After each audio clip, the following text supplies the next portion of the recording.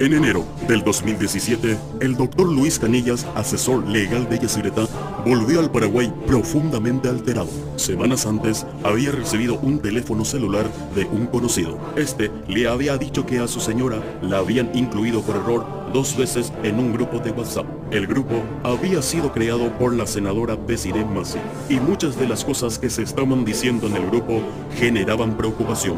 El doctor Luis Canillas dejó el celular a su hombre de confianza y mano derecha, con la misión de estar alerta e investigar mejor. Canillas jamás imaginó que, estando en el exterior, iba a recibir la llamada de su asistente que le iba a erizar la piel. Lo que se estaba diciendo en el grupo de WhatsApp de la senadora Masi y sus cómplices era serio y grave. Se estaba preparando un atentado contra la vida del presidente de la República. Esta fue la primera impresión de pantalla que se hizo pública. A esta altura ya lo vimos casi todos. Desiree anuncia que está cansada de este tema, señalando un video donde aparece el presidente de la República y luego le pregunta al senador Acevedo cuánto cuesta un sicario. Acevedo contesta con la seguridad del que tiene experiencias en estas cosas y sabiendo de la gran seguridad que rodea al presidente que una bomba sería más efectiva. A lo que Desiree le vuelve a preguntar ¿cuánto cuesta? Ante esta primera noticia, la sociedad consternada e indignada exigió explicaciones y Desiree hizo lo que hace siempre, mentir. En primer lugar, luego no existe esa conversación que ahora yo estoy viendo. Espera, Popo. Esa conversación en donde vos le decís, estoy harta, esto vamos a... Pero por supuesto, un sicario. Y encima a Robert Acevedo, muy montado pues, ¿verdad? Yo pensé que era cierto que ustedes estaban jodiendo, ¿no existió eso? Pero no, imagínate lo grave. Pero, al parecer, por el miedo de estar siendo investigados por intento de asesinato al presidente y traición a la patria, Acevedo y Masi no coordinaron sus historias y fue el senador Acevedo el primero en dejar en evidencia a su compañera y cómplice. Existe ese WhatsApp que se llama SOS Paraguay. Sí, es un grupo en el cual estamos, como te dije, casi senadores, de varios partidos. Y decía Luis Canillas que iba un poco más temprano, nos decía que iba a ir a la fiscalía a denunciar a la senadora Masi o iba a dejar constancia de lo que le escribió a usted pidiendo un sicario para matar al presidente de la República. Ahora tiene alguna broma, pero no nada serio. Yo pongo mi mano en el fuego por la senadora, todos la conocen, ¿verdad? El senador Acevedo, de hecho, estaba probando la segunda línea de defensa, a medida que la misma gente del grupo iba aceptando que la conversación existió. La mejor manera de desestimar la amenaza era decir que había sido una broma. Pero a medida que se empezó a investigar, más conversaciones empezaron a salir a la luz. Y empezó a quedar en evidencia para todos que esto no era una broma. Ese primer mensaje era solamente la punta del iceberg. Todos tenemos grupos de WhatsApp, pero este grupo no era un grupo más. Este no era un grupo de amigos. De hecho, mucha sangre ya corrió en el pasado entre los integrantes de este grupo.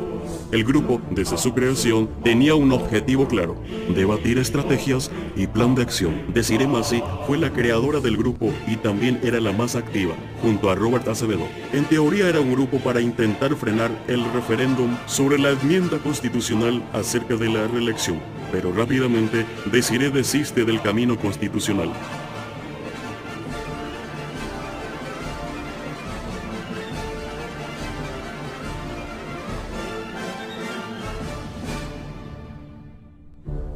Pero luego deja de hacer hincapié en las movilizaciones y empieza a hablar de un nuevo plan.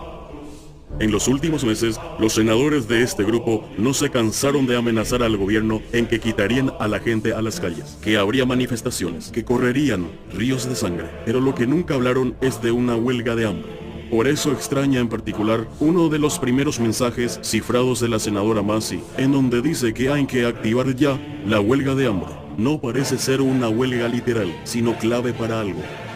En Pedro Juan Caballero, la ciudad de la que Robert Acevedo es oriundo, el término huelga de hambre es una metáfora para matar a alguien.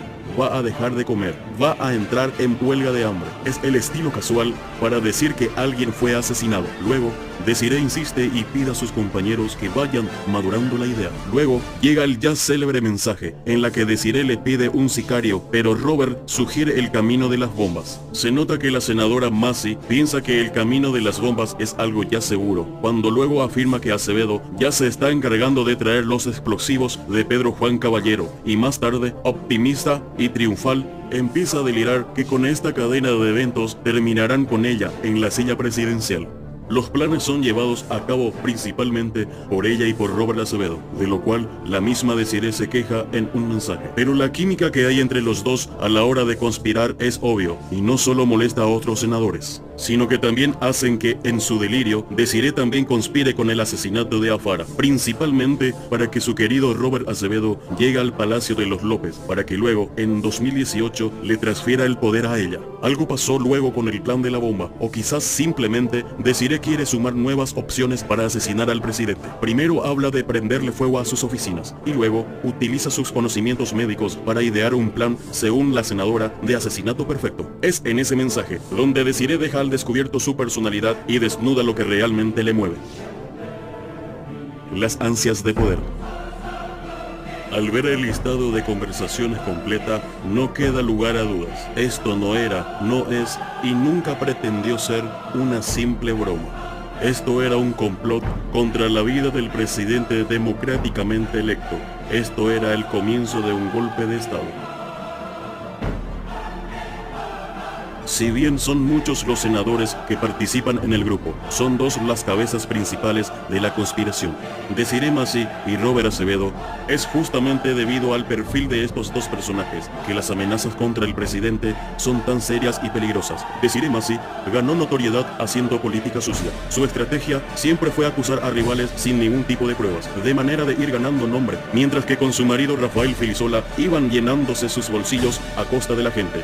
A todo lo oscuro que ya era este personaje, en los últimos tiempos empezó a desarrollar una nueva patología preocupante, una obsesión contra el presidente Cartes, a quien responsabilizaba y culpaba por todos sus males, en especial por la causa abierta que pesaba sobre su esposo Rafael Filisola, por los millones de dólares que se habían llevado del Ministerio del Interior con la sobrefacturación en la compra de helicópteros. La obsesión enfermiza le lleva a las personas a extremos muy oscuros, y una vez en las tinieblas, la conexión con Robert Acevedo fue casi automática. Robert Acevedo es un personaje todavía más oscuro. De cuna humilde, desarrolló una extraordinaria fortuna en poco tiempo, nadie sabe muy bien cómo. En 2005, el político colorado Julio Capelú Benítez denunció que Acevedo estaba metido en contrabando y narcotráfico. Se imponía como una opción electoral contra los Acevedo. Pocos meses después era violentamente asesinado. En 2006 hubo un atentado contra la vida de Acevedo. Al parecer estaba ligado a una diferencia comercial. Acevedo se salvó del atentado, pero las consecuencias del mismo serían violentas y sanguinarias. El presunto autor moral era Peter Quevedo, sobrino de Robert. El senador lo había acusado públicamente de ser el autor moral del atentado contra su vida. ¿Qué le pasó a Peter? Lo que le suele pasar a los rivales de Acevedo.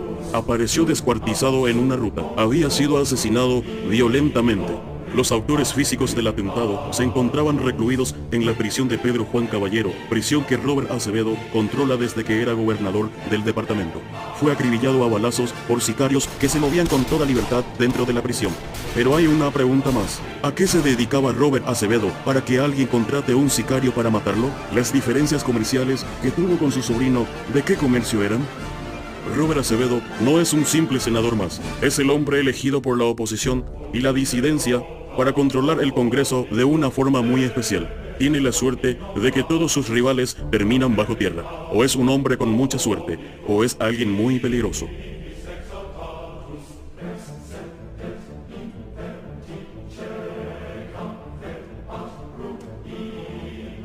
Al terminar de entender a estos dos personajes, no podemos dudar de sus verdaderas intenciones. La obsesión y la falta de escrúpulos, las ansias de poder, son todos ingredientes de un cóctel peligroso. Con toda esta información podemos entender mejor por qué Desiree mintió, por qué inventó primero que todo había sido montado y por qué después quiso desviar la atención diciendo que estaba siendo espiada y vigilada por el gobierno. Desiree necesitaba ocultar sus verdaderas intenciones porque sabía de lo grave que podían ser las consecuencias de sus actos.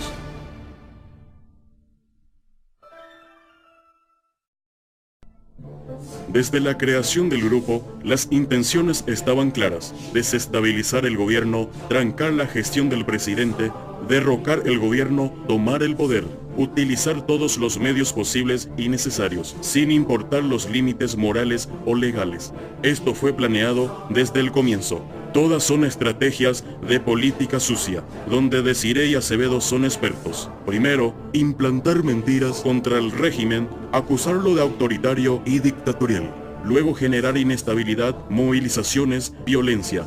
Buscar alguna excusa para el juicio político y si todo esto fracasa, si la gente no se deja engañar, asesinar al presidente para poder llegar al Palacio de López y, como ella misma escribió, mandar desde ahí. Y encima a Robert Acevedo. Y encima a Robert Acevedo. Y encima a Robert Acevedo.